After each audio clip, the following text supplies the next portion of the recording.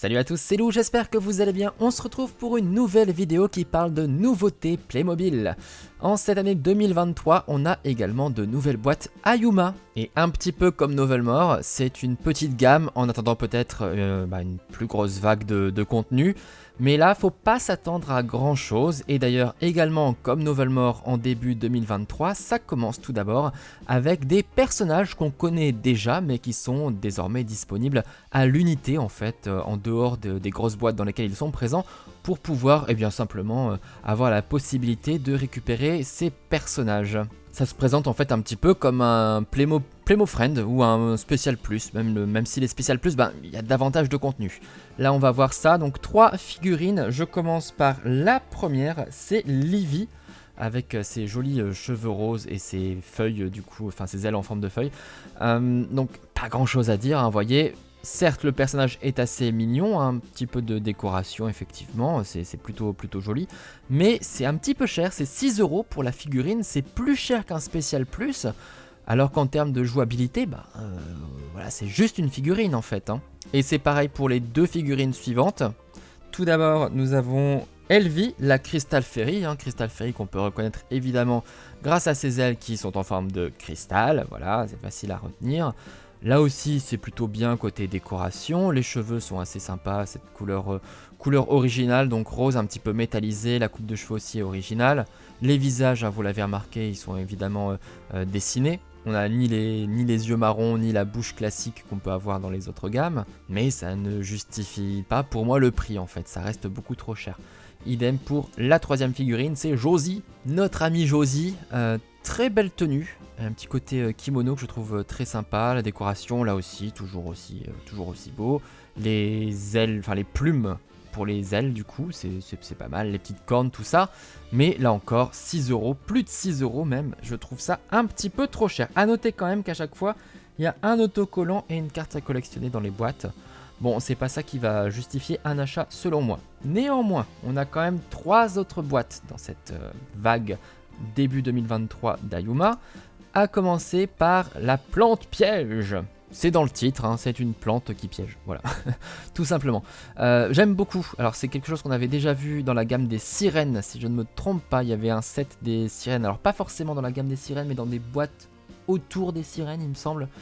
Il me semble qu'il y avait effectivement quelque chose comme ça, une espèce de boîte dans laquelle il y avait une sorte d'algue en fait, qui cachait quelque chose, voilà. Là, c'est un mauvais esprit qui reprend la queue de la femme serpent qu'on a eu, le Playmo Friend de la femme serpent que je vous ai présenté en unboxing, qui était vraiment pas mal.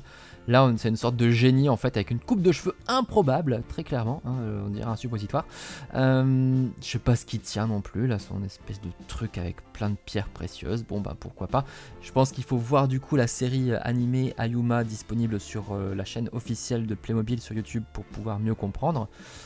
Et on a un petit peu de décoration, c'est toujours agréable, on voit que ça brille un petit peu dans le noir, une jolie plante et puis un petit arbre et le petit hibou que j'adore, c'est le hibou de Elvie qui est là. Et elle n'est pas toute seule, elle est avec sa copine la Moon Fairy, donc le 4e type de fée qu'on a découvert plus récemment que les autres, qui ont des espèces d'ailes en forme de feuilles, on peut dire, c'est aussi des feuilles mais pas le même type de feuilles, voilà tout simplement.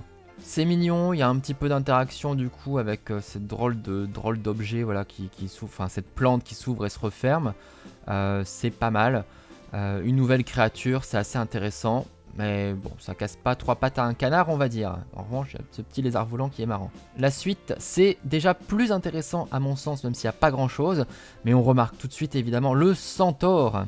Le premier centaure du coup Playmobil, qui est vraiment pas mal, avec des ailes qui là aussi brillent dans le noir, qui sont magnifiques, qui sont très bien décorées. Le corps du centaure lui-même est très bien décoré aussi, regardez-moi ça, ces motifs. Une longue barbe, des cornes, une articulation, on voit un point d'articulation, ça va être très bizarre du coup de le baisser, de le faire s'allonger en fait, il doit pas bien tenir d'ailleurs.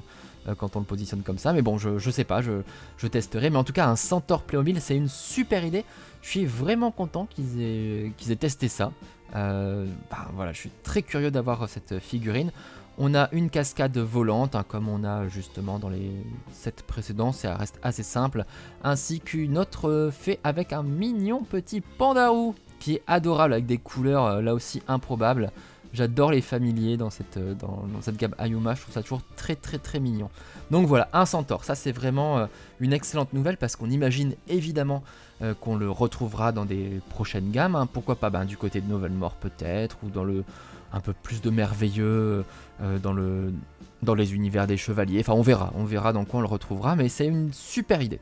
Le dernier set est quant à lui un petit peu plus simple, c'est tout simplement 2 figurines supplémentaires, 2 nouvelles fées avec leurs familiers, une Moon Fairy ici avec son magnifique loup bleu.